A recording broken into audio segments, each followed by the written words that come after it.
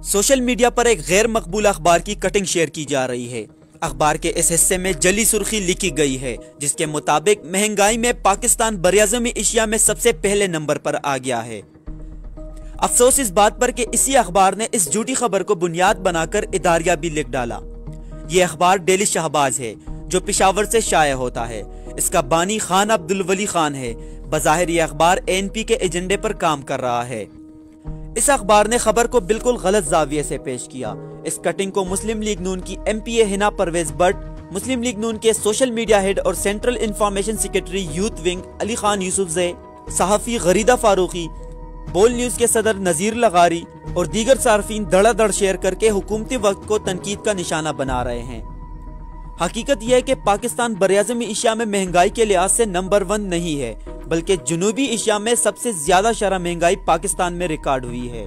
अखबार ने यह वाज़ेह गलती की है कि जुनूबी एशिया को सिर्फ एशिया लिख दिया, जबकि हकीकत यह है कि जुनूबी एशिया में सिर्फ 8 ममालिक हैं और कुल बरआज़म में 50 के करीब ममालिक हैं।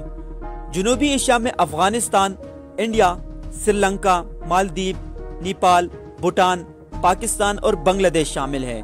इस लिहाज से अफगानिस्तान में 5.4, इंडिया में 4.9, श्रीलंका में 4.7, मालदीव में 0.4, नेपाल में 6.4, भूटान में 3.6, पाकिस्तान में 10.7 और बांग्लादेश में 5.6% महंगाई की शरह रिकॉर्ड की गई है। अखबार ने वाज़ेह तौर पर पाकिस्तान मुखालिफ प्रोपेगेंडा करते हुए इसे जुनूबी एशिया के बजाय एशिया में नंबर 1 करार दिया, जबकि जमीनी हकायक ये हैं कि एशिया में सबसे ज्यादा शरह महंगाई गालिबन ईरान में रिकॉर्ड हुई है। इनकी इस गलती की वजह से सोशल मीडिया पर सार्फिन ये गलत खबर बिला तस्दीक शेयर कर रहे हैं। इंटरनेशनल मॉनेटरी फंड यानी IMF की वेबसाइट के मुताबिक 2020 में पाकिस्तान की शरह महंगाई 10.7% रिकॉर्ड की गई, जो किसी भी सूरत एशिया में सबसे ज्यादा नहीं।